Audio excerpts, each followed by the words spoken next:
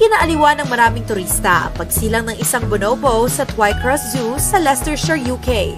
Ang bonobo ay isang uri ng ape na kinikilalang pinakamalapit na kamag-anak ng tao dahil sa 98.7% DNA similarity nito. Pangatlo na ang anak ng bonobo na si Yuri sa mga baby bonobo sa Twycross, ang tanging zoo sa UK na nag-aalaga ng species na ito. Ayon sa zookeeper na si Jennifer Bridges, nasa mabuting kalagayan ngayon si Yuli at ang kanyang bagong silang na anak. Kasama si Yuli sa European Breeding Program na layong palakasin ang captive population ng mga bonobo habang patuloy na bumababa ang bilang nila sa wild. Native ang bonobo species sa Democratic Republic of Congo kung saan naaapektuhan sila ng conflict, deforestation at hunting na nagaganap sa lugar.